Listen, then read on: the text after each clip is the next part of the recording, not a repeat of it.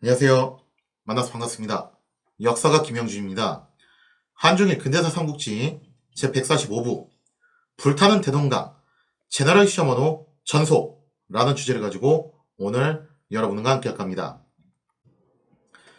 1866년 8월입니다.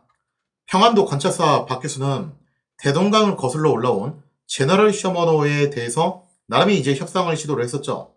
그래서 중군 이현익이라는 인물을 파견을 해서 협상을 진행을 했지만 이렇다 할 결과를 얻어내지 못하고서 그냥 1차 협상은 결렬되고 말았다는 겁니다. 제너럴 셔머노의 선주였던 프레스턴은 일단 자신들의 국적도 명확하게 밝히지 않았고 국기도 제대로 개양을 안 했어요. 사실상 뭐 이거는 거의 해적선이나 다름없는 그런 상태거든요. 그러면서 선주 프레스턴은 막무가내로 우리는 교역을 하러 왔다 이런 식으로만 나왔을 뿐이라는 거죠. 그래서 이제 구체적인 전말을 알기는 약간 좀 어렵긴 한데 이게 좀 기록이 약간 왔다 갔다 아리송한 부분이 있어요. 근데 아마 추정컨대 프레스턴이 중국에 머물면서 조선에서 일어났던 병임 박해에 대한 이야기를 들었던 것 같고 그래서 그거를 이용해서 나름 좀 여기서 한탕 해먹으려고 온 것 같아요. 여러 가지 정황상 봤을 때. 그래서 그걸 통해서 뭐 이제 정치적 공갈, 협박 이렇게 해가지고 뭔가 얻어내려고 했는데 박규수가 여기에 대해서 쉽게 넘어가질 않으니까 이제 제너럴 셔머노 입장에서도 이렇다 할 방법이 없는 상황이긴 했었죠. 자, 그러자 이제 제너럴 셔머노가 아예 평양에 무력 다짐을 하도 우리는 상륙 투입해보겠다. 그럴 작정으로 평양성 성벽 바로 앞까지 와서 수심을 측량하는 상당히 대담무쌍하면서도 불온한 움직임을 보이기 시작을 했다는 겁니다. 이에 대해서 박규수는 다시 중군 이한익을 파견해서 엄중히 항의를 해요. 그러니까 이런 걸 놓고 보면요. 지금 수심 측량까지 하고 있는 상황이잖아요. 그럼 여기다 대고서 대포를 쏴도 원래는 이거 할 말이 없는 상황이죠. 그런데 박규수는 끝까지 신사적으로 행동을 하려고 사실 노력을 했어요. 왜냐면 다시 말씀드리지만 박규수는요. 그래도 나름대로 개화파의 시족격으로 보는 인물이고 서양 문물에 대해서도 박식했고 또 이런 부분에 있어서도 많이 좀 깨어있는 인물이었어요. 그래서 이 병임 박해가 진행되는 과정에서도 평양에서는 천주교 신자들에 대해서 나름 또 온건한 대처를 했던 인물이었다라고 볼 수가 있겠죠. 그래서 상대방이 저렇게 비신사적으로 막무가내로 저렇게 때를 쓰면서 나오기는 했지만 그래도 박규수는 어쨌든 꾹 참고서 이성적으로 대화로 풀어보려고 노력을 했다라는 겁니다. 자, 그래서 이제 중군 이현익을 다시 파견을 해가지고 제너럴 셔머너에 대한 퇴거 명령을 재차 전달을 했다라는 거죠. 이때 이현익이 부하장병 2명하고 같이 작은 배를 타고서 수심을 측량하는 제너럴 셔머너 선원들에게 접근을 해가지고 즉각 퇴거할 것을 엄중히 요구를 하게 됩니다. 그런데 이게 웬걸 여기서 이제 돌발 사태가 발생하게 되는데 갑자기 제너럴 셔머너 선원들이 이현익과 부하 장병 2명 급습을 해가지고 붙잡아요. 그러면서 자신들의 배로 끌고 들어가는 그야말로 돌발 행동을 감행을 하게 됐다는 거죠. 선조 프레스턴은 아마 이런 심산이었던 것 같습니다. 일단 이현익 일행을 억류를 해가지고 이들을 잘 설득을 해보자. 그리고 플러스 알파. 만약에 얘들이 설득이 안 될 것 같으면은 차라리 얘네를 인질로 잡고서 협상을 한번 해보면 어떻겠냐라는 상당히 이제 극단적인 행동을 하게 됐다는 거죠. 당연한 이야기겠지만 이런 뭐 그냥 깡패스러운 행동이 박희수 입장에서는 이거 더 이상 참고 넘길 수 있는 상황이 아니죠. 그래서 그렇게 신사적으로 행동했던 박규수도 결국 여기서 뚜껑이 열리게 됩니다. 이거 더 이상 참을 수 없다, 좌시할 수 없다라고 생각을 했던 거죠. 자, 하지만 박규수는 그래도 한 번 더 이성적으로 대화로 풀어보려고 노력을 해요, 여기서. 그러니까 이거까지 보면은 박규수가 정말 참 많이 참았다는 걸 우리가 알 수 있는데요. 박규수는 일단 서윤, 신태정을 파견을 해가지고 즉각 억류된 이들을 풀어줄 것을 제너럴 셔머너 측에다가 요구를 했다라는 거죠. 하지만 선주 프레스턴은 신태정의 요구를 묵살하면서 계속 인질들을 억류하는 그런 막가파적인 행보를 서슴지 않고 저질렀다라는 겁니다. 상황이 이쯤 되자 소문을 듣고 분노한 평양 국민들이 대동강변으로 몰려들게 돼요. 그래서 와가지고 이제 뭐 구경하면서 좀 이제 웅성웅성 거렸겠죠. 자, 그 중에서 이제 퇴역 군관이었던 박춘권이라는 인물이 나룻배를 몰고서 제너럴 셔머너에 접근을 했어요.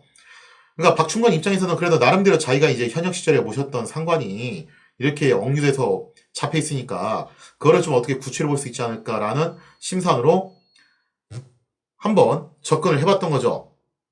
자, 그런데 이때 당시 억류돼 있던 이현익하고 휘하 장병 두 명이 이게 뭐 포로까지는 아니었기 때문에 나름 또 그 안에서는 어느 정도 정중한 대접을 받았던 모양이에요. 그래서 뭐 어디 묶여 있다든지 감금돼 있다든지 그런 건 아니었고 어느 정도 좀 이제 자유롭게 움직일 수 있는 상황이었던 것 같습니다. 그래서 이현익이 알아본 거예요. 박충관이 이제 배를 몰고서 나오니까 이게 찬스다라고 생각하고서 이현익과 휘하 장병 두 명이 재빨리 대동강으로 뛰어들어가지고 탈출을 감행을 하게 됩니다. 자, 그래서 이때 대동강으로 뛰어들었던 이현익 어찌어찌 헤엄을 쳐가지고 나룻배 오르는 데 성공을 했어요. 그래서 나름 이제 무관 출신이니까 수영도 할 줄 알고 그랬던 모양이에요. 하지만 좀 이제 안타깝게도 같이 억류돼 있던 장병 두 명은 맥주병이셨는지 아니면 뭐 이제 헤엄을 능숙하게 하지는 못했던 건지 하여간에 이때 안타깝게도 이제 헤엄을 잘 치지 못해서 끝내 배에 오르지 못하고 결국에는 물에 빠져서 생을 마감하게 되었죠. 자, 이 광경을 바라봤던 대동강변의 평양 국민들 당장 난리가 났어요. 왜냐면은 자신들의 장수 한 명이 적에게 억류돼 있는 데다가 지금 이 탈출하는 과정에서 휘하 장병 두 명이 익사하는 모습을 지켜본 거예요. 그 휘하 장병 두 명은 아마도 평양 시티즌이었겠죠? 그러면 뭐 아는 사람이었을 수도 있고 옆집 사람이었을 수도 있어요. 난리가 났죠. 또 평양 사람들 한번 또 뒤집어지면 무섭잖아요. 그래서 이 평양 시티즌들이 완전히 격분해가지고 대동강변에서 거세게이지만 항의를 하기 시작합니다. 그 중에서 몇몇 사람들이 격양돼가지고 몰려나와서 제너럴 셔먼을 향해서 또 돌을 던졌다라고 해요. 또 조선이 또 이게 유명한 게 석전이라고 해가지고 돌팔매질을 놀이로 했어요. 그래서 이 돌 던지는 거 정말 잘 던졌거든요. 이게 근데 뭐 제너럴 셔먼까지 닿진 않았겠지만 어쨌든 성남 군중들이 제너럴 셔먼을 향해서 막 돌팔매질을 하는 그런 모습이 연출이 됐다는 거죠. 상황이 이제 험악해지자 선조 프레스턴은 이제 다 끝났다라고 생각한 거예요. 인질도 잃어버렸고 뭐 더 이상 뭐 교섭은 가능성이 없어져 버렸고 이거 이제 물 건너간 거 아니냐라고 판단을 한 거죠.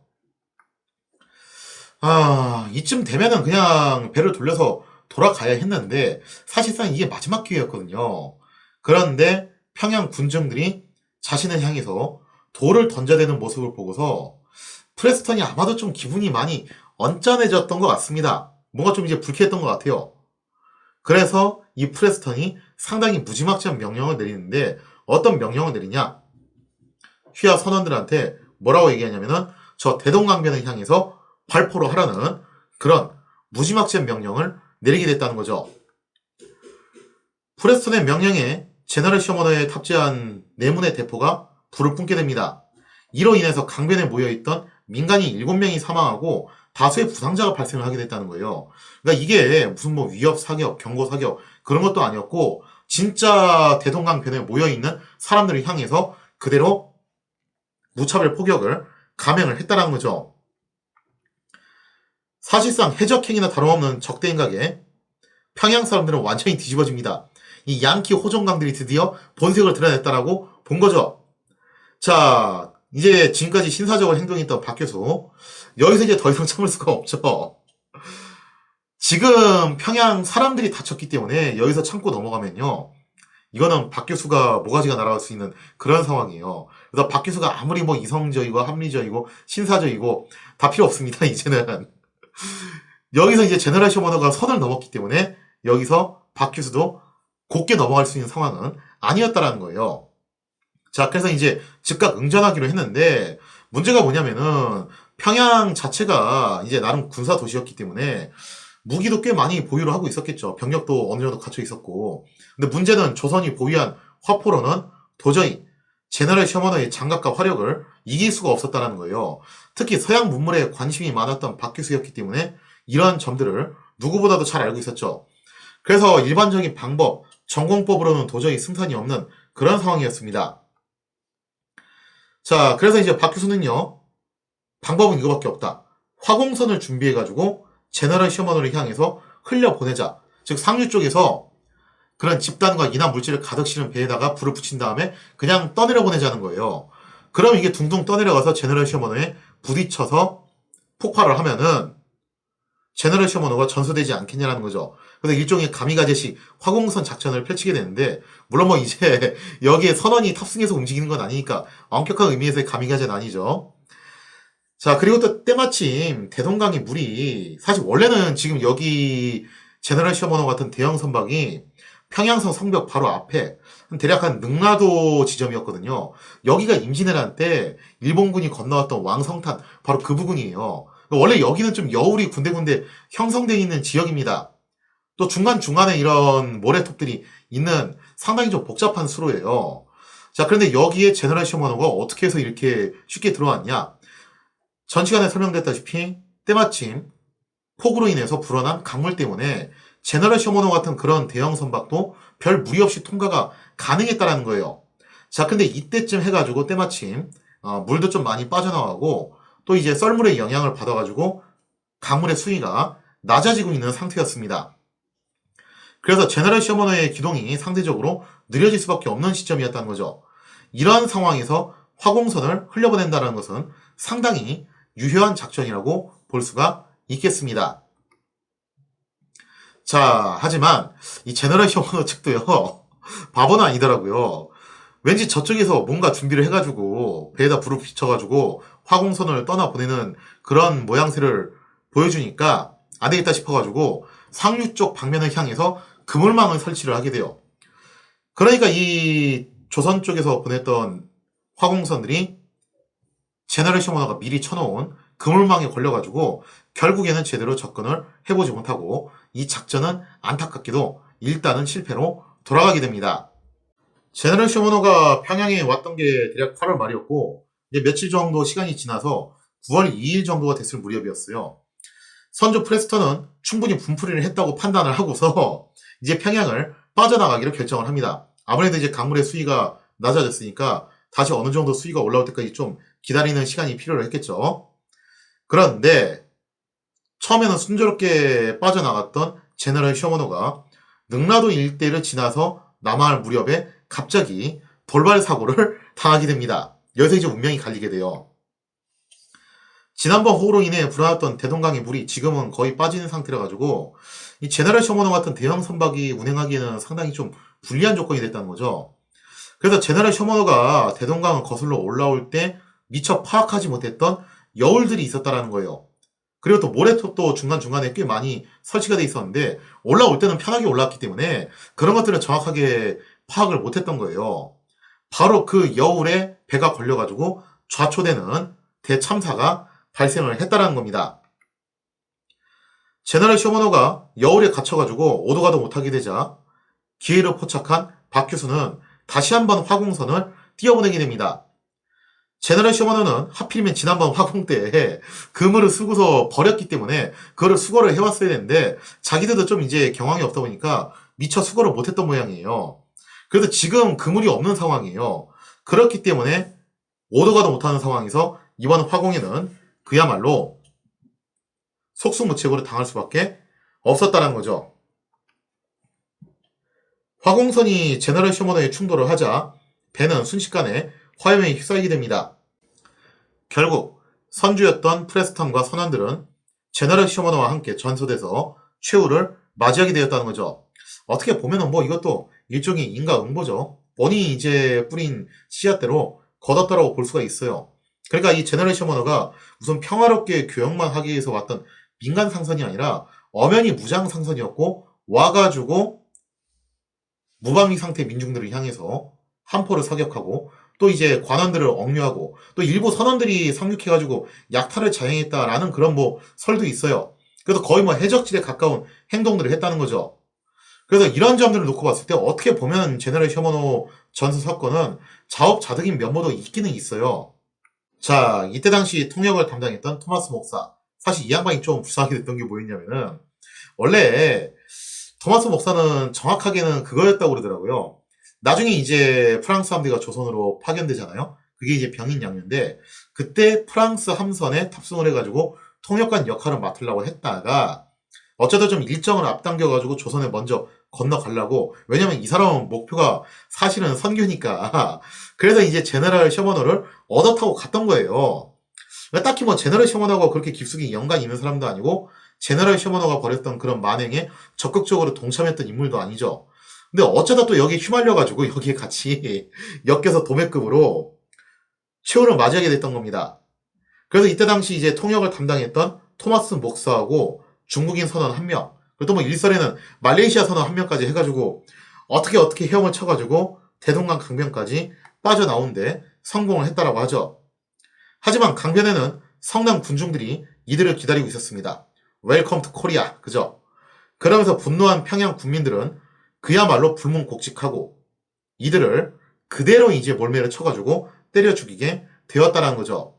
원래 박규수는 사실 웬만하면 포로를 잡아가지고 신문을 하고 나중에 협상 카드로 쓸 생각이었는데 지금 이미 사람들이 통제 불능 상태에 빠진 거예요. 자, 그래서 결국 여기서 토마스 목사는 비극적인 최후를 맞이하게 되었다는 거죠. 이때 토마스 목사가 최후를 맞이하기 직전에 조선군 병사에게 성경책 한 권을 전달을 했다라고 해요. 그래서 이게 어떻게 보면 이제 토마스 목사가 조선에 와서 마지막으로 남긴 유품이라고 볼 수가 있겠죠. 다만 이제 좀 이게 오해시면 안 되는 게 뭐냐면요. 토마스 목사가 조선에 최초로 온 기신교 목사냐라고 하면 그건 아니에요. 그 전에도 왔던 사람이 있긴 있어요. 근데 원체 토마스 목사가 여기서 맞이했던 최후가 유명하다 보니까 이게 마치 좀 최초의 사례처럼 많이들 그렇게 알려져 있더라고요. 근데 개신교 측에서도 좀 이제 난해하게 생각하는 게 뭐냐면은 이거를 과연 순교로 봐야 되는 것이냐. 어떻게 보면 순교인데 제나르 셔머나가 했던 행각들을 보면 이거 완전 영락 없이 해적질이고 토마스 목사가 이게 뭐 자인은 아니었다고 하더라도 어쨌든 여기에 탑승을 해가지고 같이 있었던 건 맞고 뭔가 좀 애매하긴 해요. 이런 게. 이렇게 평양 국민 전체가 총동원돼가지고 가까스로 제너럴 셔머너를 진압하는 데 성공을 하게 됐죠. 비록 박 교수는 성공적으로 임무를 완수했지만 서양의 일개 무장 상선 하나를 상대하는 것조차 이렇게 벅차다니라는 그런 생각을 좀 새삼 했던 것 같아요. 그러니까 박 교수도 서양 문물에 대해서 나름 이제 도통했던 인물이었고 개화파의 시족격이잖아요. 그래서 이제 서양에 대해서 나름 잘 안다고 생각했었는데 그 박 교수가 막상 서양의 무장상선하고 한번 붙어보니까 아니 일개 무장상선 하나 잡는데도 이렇게 힘들다라는 거예요. 그럼 만약에 서양의 군함들이 떼거리로 몰려오면 이거 정말 큰일이 아니냐라는 그런 생각을 했던 거죠. 자, 그래서 이제 박 교수가 이 사건을 계기로 더더욱 서양의 위력을 실감을 하는 계기가 되었다는 겁니다. 뭐 여담이지만 이때 전소되었던 제너럴 셔머너에서 엔진을 건져 올려가지고 나중에 이제 중앙조정으로 보내게 되죠. 그래서 이제 대원군이 그걸 토대로 나름 독자적으로 이제 증기선을 만들려고 시도를 하기는 해요. 그 다음에 또 이 제너럴 셔머너 사건이 또 굉장히 중요한 변곡점을 맞이하게 되는데요. 사실 제너럴 셔머너가 오기 전에 이미 서프라이즈 홀하고 한번 민간 상선이 방문을 한 적이 있었죠. 그때까지만 하더라도 조선이 미국인에 대해서 나름 유화적으로 나왔어요. 그러니까 이게 많이들 오해하시는 게 조선과 미국의 첫 만남이 적대적이었다. 그건 아닙니다. 사실 이게 첫 만남도 아니었고 그 전에도 많이 만났어요. 미국의 상선, 그 다음에 또 뭐 탐험선 많이 이제 접촉이 있었는데 제대로 된 정식 교류는 하지 않았죠. 그리고 그런 미국의 상선과 탐험선에 대해서 조선 측은 항상 유화적인 태도로 임했다는 겁니다. 자, 그렇게 이제 우호적으로 나왔었는데 이 제너럴 셔머너 사건을 통해서 조선은 미국에 대해서 굉장히 경각심을 갖게 되었다는 거죠. 그래서 미국과 적대 관계로 변하는 일종의 계기가 되었습니다. 그래서 이것 때문에 제너럴 셔머너 사건 하면은 뭔가 이제 조선과 미국의 첫 만남, 근데 별로 그렇게 좋지 못하게 만났다. 이런 이미지가 좀 많이 더 씌워져 있는 것 같아요. 한 발 더 나아가서 한쪽 진영에서 이제 그런 상징물로도 여겨진다는 거죠. 항미투쟁의 시작점. 그래서 이런 이유 때문인지 몰라도 먼 훗날 윗동네에서는요. 아래 보이는 그림이 바로 그 그림인데 하여튼 윗동네에선 그렇습니다. 김일성의 증조부 김응우라는 사람인데 이 아저씨가 제너럴 셔머너 사건 때 국민들을 이끌고 앞장서서 항미투쟁을 벌였다는 그런 전설적인 일화를 만들어냈다라고 하죠. 믿거나 말거나입니다. 근데 이때 당시 김응우 씨가 나이가 20대 초반이었거든요. 그 신분도 천민이었거나 뭐 잘해봐야 평민이었을 거예요. 근데 뭐 그런 사람이 여기서 이걸 하면 얼마나 했겠어, 그죠? 엄연히 이거는 박기수가 주도를 해가지고 한 작전이었고, 뭐 김호 씨가 여기에 참여를 했다면은 평양 군민 엑스트라 원, 뭐 이렇게는 참여는 했을 수도 있겠죠. 뭐 그 정도 선까지는 그럴 수도 있는데, 뭐 이때 항미 투쟁을 이끌었던 민간 지도자였다. 뭐 거기에 대해서는 판단은 그냥 각자 맡기도록 하겠습니다. 자, 이렇게 해서 이제 평양에선 제너럴 셔먼호 사건이 한바탕 일어나게 되는데요. 당시 조선 조정도 나름 바빴어요. 왜냐면 이제 병임 박해 때 프랑스 선교사들도 죽었고 하니까 관련해가지고 후속 처리를 해야 되잖아요. 그러니까 조선이라고 해가지고 진짜 바깥 소식을 전혀 모르는 건 아니었어요. 이미 중국의 서양 군함들이 잔뜩 주둔하고 있다라는 사실 정도는 알고 있었습니다. 그래서 어쨌든 이 문제를 봉합하기 위해서 사신단을 청제국에 파견을 하게 됐다는 거죠. 그리고 여기에 굉장히 중요한 인물이 참여를 하게 되는데 그것이 누구였냐? 바로 역관 오경석이었습니다. 그래서 오경석이 여기에 동참을 해가지고 많은 활약을 해주게 되는데요.